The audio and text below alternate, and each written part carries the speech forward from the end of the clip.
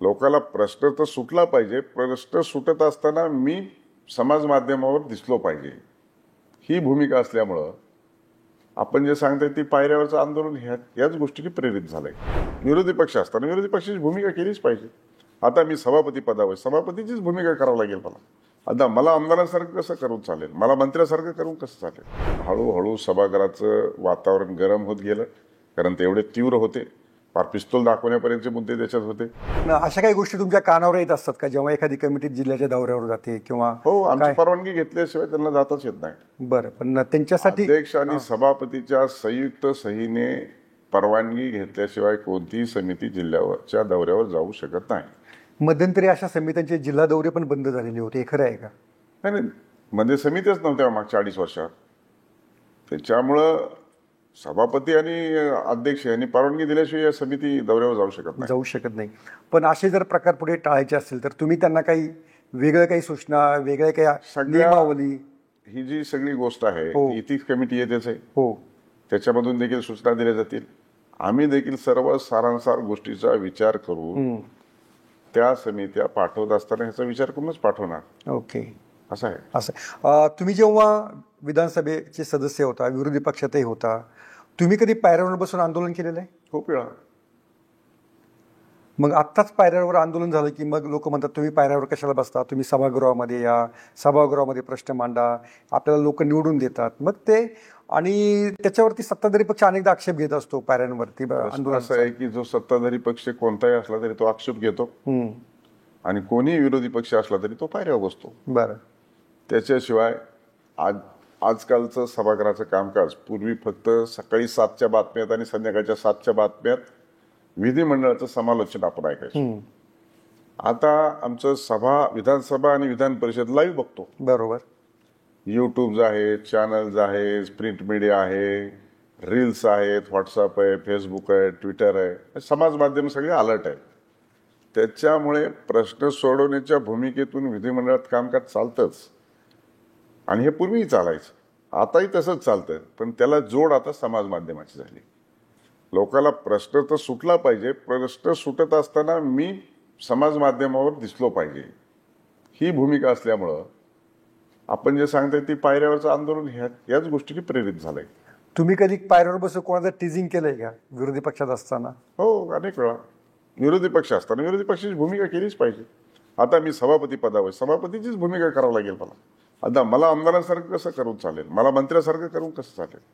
एखादा मंत्री उत्तर देत नसला तर मला मंत्र्याला सांगावं लागतं की हे उत्तर पाहिजे, हे मी निर्देश देतो.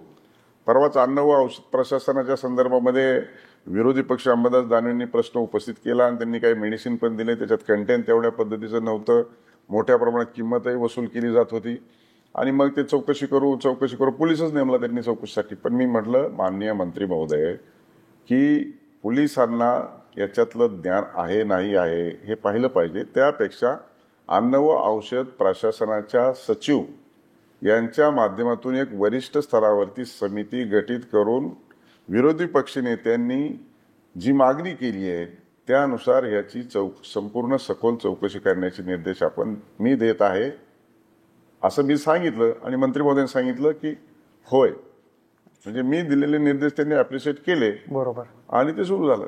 एका आमदाराचा फोन न उचलल्याबद्दल तुम्ही एका अधिकाऱ्याचं पण निलंबन केलं.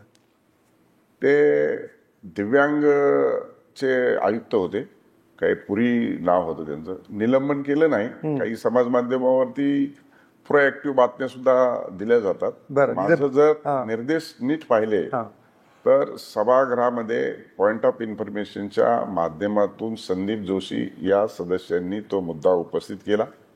त्यांनी सगळे ते मुद्दे कथन करत असताना हळूहळू सभागृहाचं वातावरण गरम होत गेलं, कारण ते एवढे तीव्र होते, फार पिस्तूल दाखवण्यापर्यंतचे मुद्दे त्याच्यात होते. आणि मग सत्ताधारी पक्षाच्या आमदारांनी जरी मुद्दा उपस्थित केला तरी सत्ताधारी उठले, पण विरोधी पक्षाचे आमदार देखील सगळे उठून मागणी करायला लागले. पण अशा संदर्भामध्ये मंत्री महोदय कारवाई करत नव्हते. मी सांगितलं की त्यांचं म्हणणं काय होतं, निलंबित करा. पण IAS ऑफिसर आहे, निलंबित करता येत नाही. IAS ऑफिसर निलंबित होतच नाही असं नाहीये, पण सभागृहात करता येत नाही. मग मी सांगितलं की त्यांना तातडीने सक्तीच्या रजेवर पाठवा आणि त्यांची निलंबनाची कारवाईच्या संदर्भात उचित कारवाई सुरू करा. पण काही माध्यमांनी सांगितलं की सभापतींनी डायरेक्ट आयुक्तांना सस्पेंड केलं. असं होतं, ती प्रोएक्टिव्ह जरा बातम्या दिल्या की असं होतं. शेवटी तो प्रश्न तीव्र महत्वाचा होता, तीव्र होता आणि त्याच्या संदर्भामध्ये अनेक तक्रारी होत्या आणि तसे निर्देश दिल्याच्या नंतर तशी नोंदही झाली आणि तशी प्रक्रिया सुरू होईल. सोशल मीडियाच्या भाऊ गर्दीत विश्वासार्हतेने चकाकणारे नाव म्हणजे लेट्सअप मराठी. सगळ्यांना, सगळ्या नागरिकांना ती स्पीच, ती लेट्सअप वरील मुलाखती म्हणजे विचारांचा खजिना. त्यानंतरच्या निवडणुकीमध्ये मला सोडून गेले. बातम्या केवळ वस्तुस्थिती सांगणाऱ्या, न प्रोपगंडा, फक्त जनतेचा अजेंडा. क्योंकि आने वाला कल जाने वाला है, जाने वाला कल आने वाला है. राजकारण, मनोरंजन असो की क्रीडा क्षेत्र, महाराष्ट्राची स्पंदने संवेदनशीलतेने टिपणारे माध्यम म्हणजे लेट्सअप मराठी. जगासोबत एक पाऊल पुढे राहण्यासाठी लेट्सअपचे ऍप, सोशल मीडिया आणि वेबसाईट सोबत कनेक्टेड रहा.